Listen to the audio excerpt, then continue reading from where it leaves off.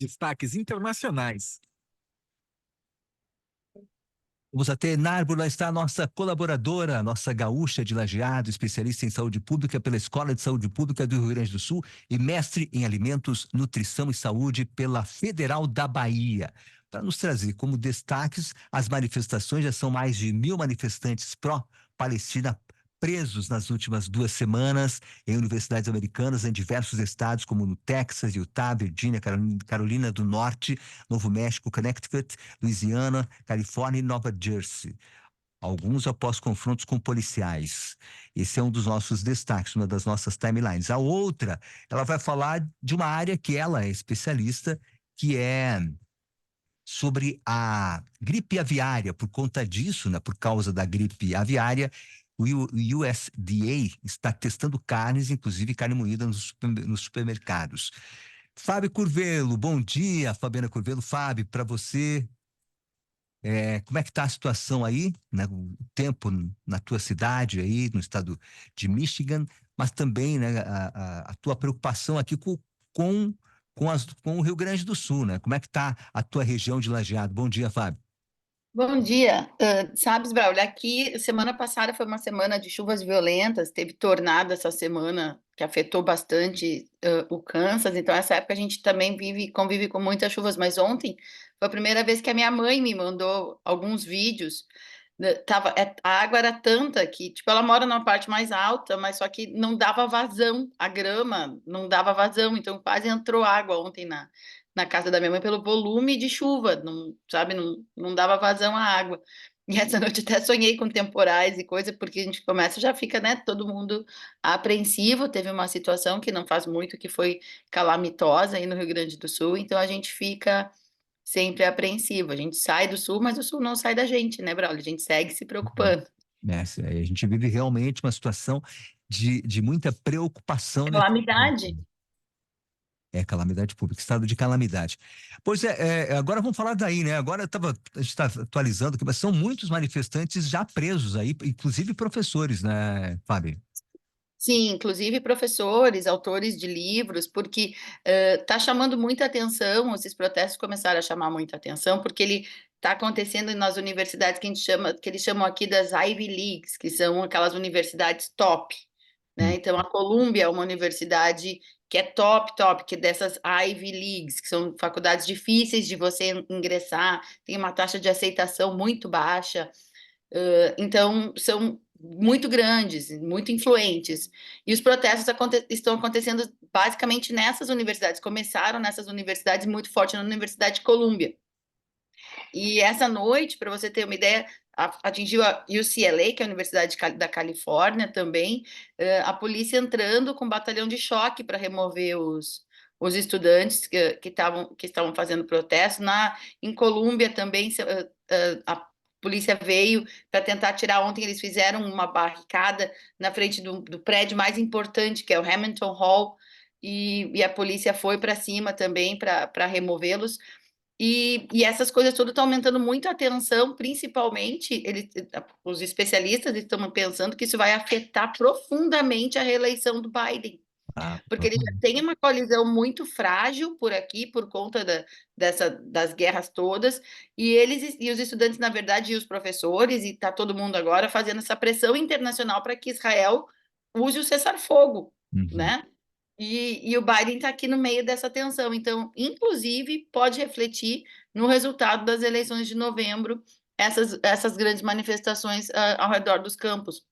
É importante salientar que assim, é estranho a noção de liberdade que a gente tem, né?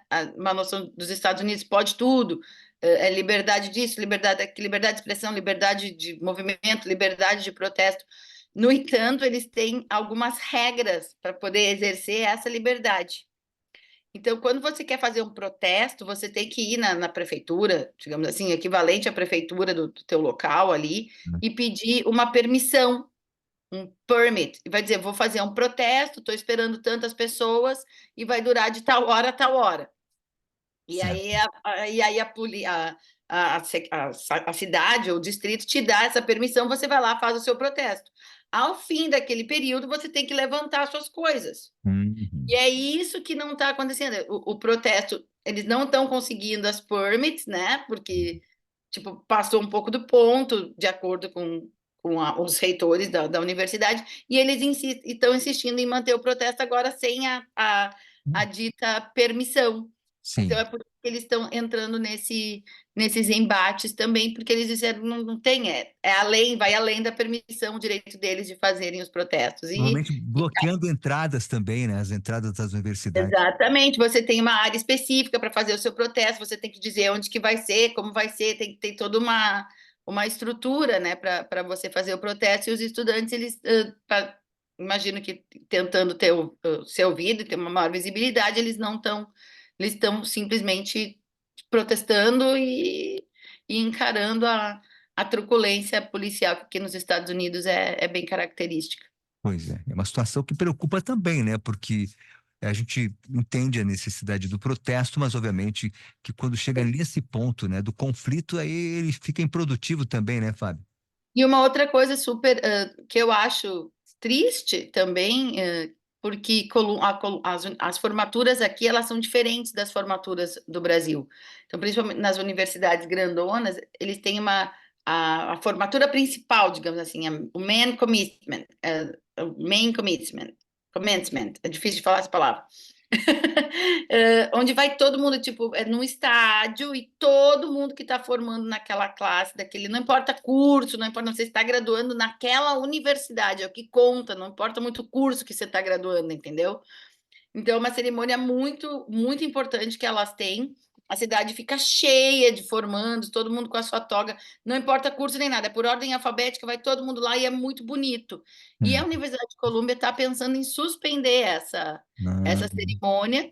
Ela já suspendeu vários alunos e os alunos suspensos não vão participar da cerimônia, e eles estavam pensando em suspender a formatura principal por conta disso, e os estudantes foram para a imprensa. Na verdade, foi o New York Times que está cobrindo bem isso de perto, e eles disseram: a gente já perdeu a nossa formatura, porque essa classe 2024 que está formando agora foi a classe 2020 da pandemia, uhum, e muitos deles não tiveram a formatura também. sim, E aí eu fiquei assim, né? Fiquei, como diz, emocionada quando eu vi eles estão dispostos a abrir mão a da formatura, formatura deles, em porque eles prol de uma disseram causa maior, por causa de uma causa maior, como precisaram abrir mão na época da Covid, porque tinha que parar a transmissão.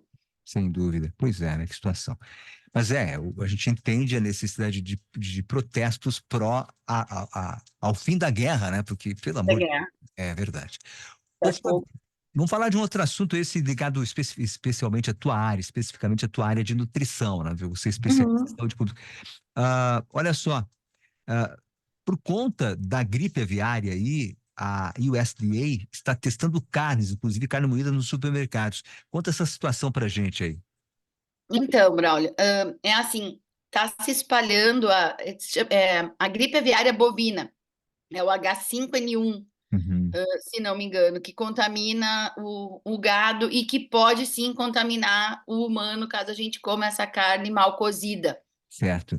né? A carne vermelhinha no meio pode sim passar para o humano, a gripe bovina aviária, que é o H5N1. Tá. Então, o que que eles estão fazendo? O USDA é um órgão tipo a Anvisa, Uhum, tá? Que eles fiscalizam toda essa parte da alimentação, né? Tem o FDA que cuida, ele é vinculado ao USDA, ao FDA, tá? Eles cuidam nessa parte mas mais voltado para alimento, pesticidas, bactérias, estudo de vírus, essas coisas, tudo, o Instituto de Agricultura daqui uhum. e pecuária.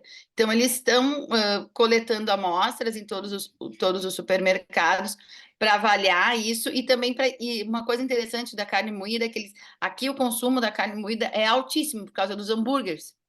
Então, eles usam muito, eles fazem muita coisa com carne moída.